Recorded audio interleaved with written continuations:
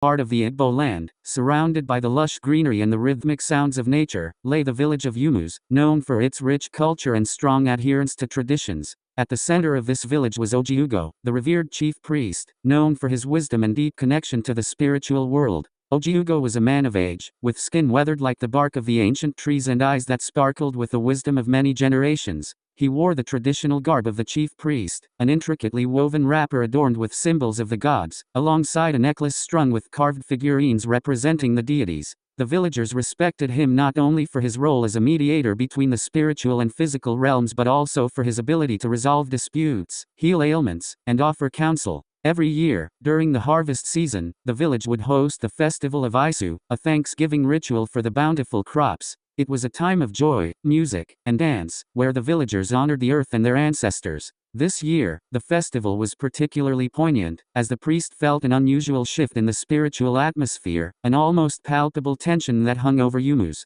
As preparations for the festival began, OJIUGO consulted his sacred oracle, a weathered calabash filled with mystical items passed through generations. He performed rituals, calling upon the spirits of the land for guidance. The oracle revealed a message that disturbed him: "A darkness is coming that will test the heart of your people. Unite them before the festival, or the joy will be replaced with sorrow." Concerned, OJIUGO summoned the elders of the village to discuss the oracle's warning. He encouraged them to reach out to the younger generation, to share stories of their ancestors and the importance of unity, respect, and mutual support. The villagers took his advice to heart, and a series of communal gatherings were organized. They sang songs of old, shared traditional meals, and recounted stories that knitted their spirits together. As the festival day approached, the village buzzed with excitement, but OJIUGO felt an uneasy energy in the air. On the day of Isu, the villagers adorned themselves in bright attire, and the drums echoed through the valleys as they danced and celebrated under the watchful gaze of their ancestors. However, as twilight fell, dark clouds gathered ominously in the sky, and a strange stillness enveloped the village.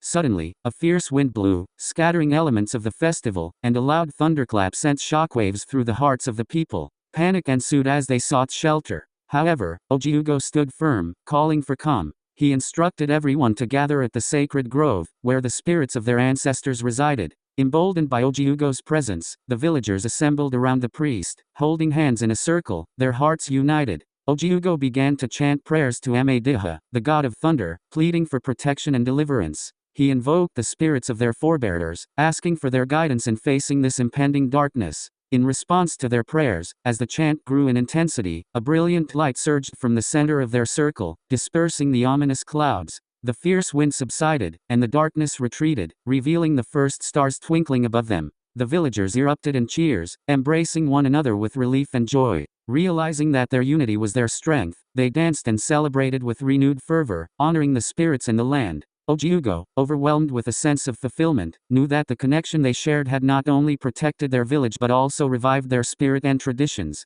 From that day forward, the festival of Isu became a symbol of resilience, unity, and reverence for the land and its spirits. OJIUGO continued to guide his people, teaching them that the bond they shared could stand against any tempest as long as they remained united. In the years that followed, the stories of their ancestors lived on, carried on the lips of the young and old alike, and OJIUGO's legacy as a chief priest and protector of Umus flourished through the ages. Entwined in the very fabric of their tradition and identity.